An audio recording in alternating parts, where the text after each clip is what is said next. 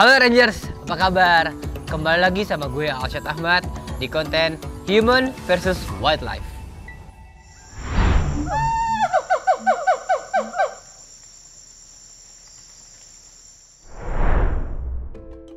Oke Rangers, gimana di rumah aja? Kita harus menjalankan program dari pemerintah itu PPKM. Jadi kita sebaiknya jangan pergi-pergi kalau nggak penting banget, di rumah aja lah. Yang penting kita selalu dalam keadaan sehat ya. Kayak gue sekarang ini, gue juga pasang tenda di belakang, pasang kursi, enjoy ya udah di halaman rumah. Rangers juga bisa melakukan hal yang sama ya. Sebelumnya kita bahas secara umum atau mendasar aja tentang konflik satwa liar dengan manusia. Kalau di episode kali ini kita akan kupas tuntas dampak negatif tentang konflik satwa liar dengan manusia secara mendalam, Rangers. Nah, sekarang kita akan bahas tentang negatifnya atau ruginya dari konflik satwa liar dengan manusia. Apa aja sih dampaknya, siapa yang rugi, seberapa parah kerusakannya atau kerugiannya gitu ya, Rangers. Konflik satwa liar dengan manusia tentu saja rugi untuk kedua belah pihak, yaitu manusianya dan juga satwa liarnya.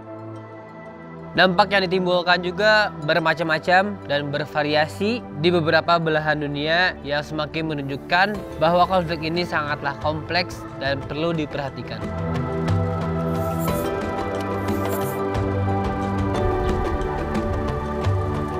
Menurut World Wildlife Federation atau WWF dan United Nations Environment Program atau disingkat UNEP, konflik ini adalah ancaman utama untuk keberlangsungan banyak spesies satwa yang kita ketahui.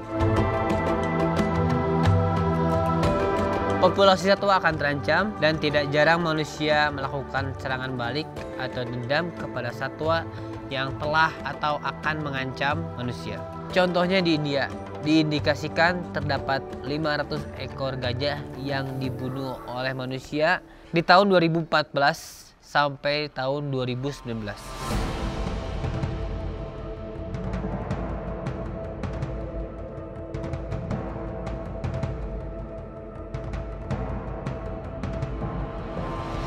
Konflik ini juga didorong oleh perubahan iklim di utara dunia yang menyebabkan banyak kasus terhadap manusia dan juga beruang kutub. Ada juga nih, contohnya di Asia nih, perburuan harimau. Jadi manusia melakukan balas dendam kepada harimau dan diduga 50% populasi harimau terbunuh oleh manusia di seluruh dunia. Secara umum, populasi satwa di dunia itu berkurang sekitar 68% sejak tahun 1970.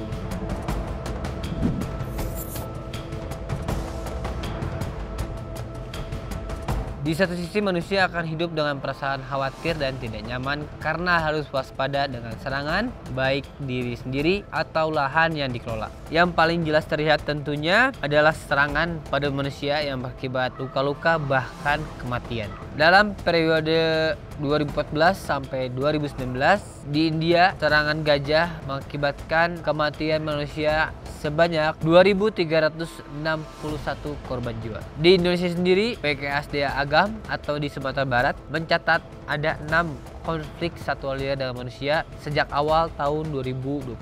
Konflik tersebut melibatkan buaya dan harimau dan menelan 1 korban jiwa serta berbagai hewan ternak seperti sapi dan kerbau.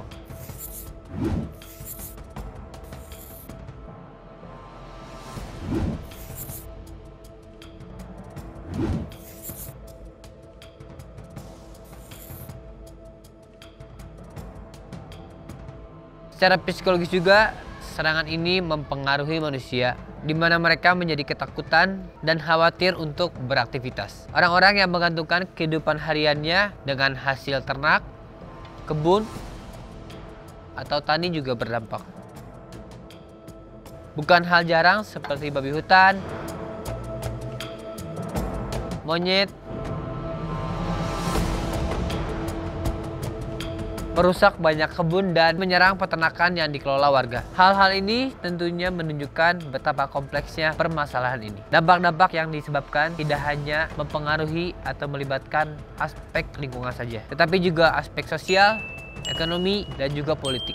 konflik satwa liar ini sendiri mendorong negara-negara untuk mengeluarkan peraturan khusus untuk hubungan manusia dan satwa. Di Indonesia sendiri, pedoman utama permasalahan satwa liar telah diatur dalam Undang-Undang Nomor 5 Tahun 1990 tentang konservasi sumber daya alam dan ekosistemnya.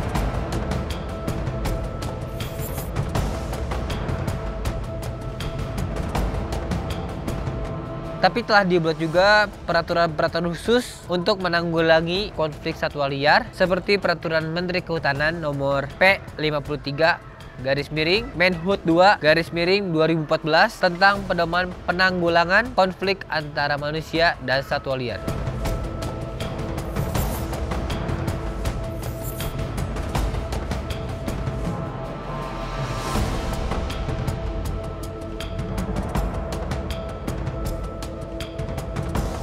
Tidak hanya itu, seluruh BKSDA dan pengelola-pengelola Taman Nasional Indonesia telah mengedepankan penanggulangan konflik satwa liar sebagai cara menciptakan kenyamanan dan keselarasan hidup manusia dan satwa di lingkungan tersebut.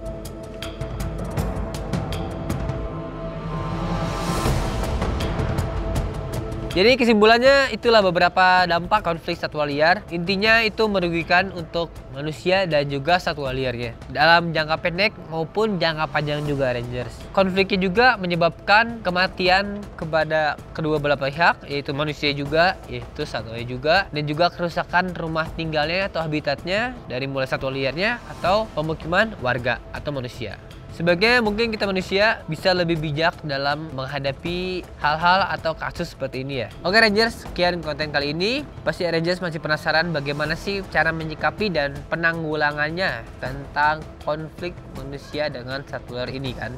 Itu akan kita bahas di episode selanjutnya. Jangan sampai kelewatan ya Rangers. Jadi jangan lupa untuk menjaga kesehatan, patuhi protokol pemerintah dengan sebaik mungkin, dan di rumah aja ya, biar aman. Gue Arsyad Ahmad, pamit undur diri. Sampai ketemu di episode Human vs Wildlife selanjutnya. Bye-bye.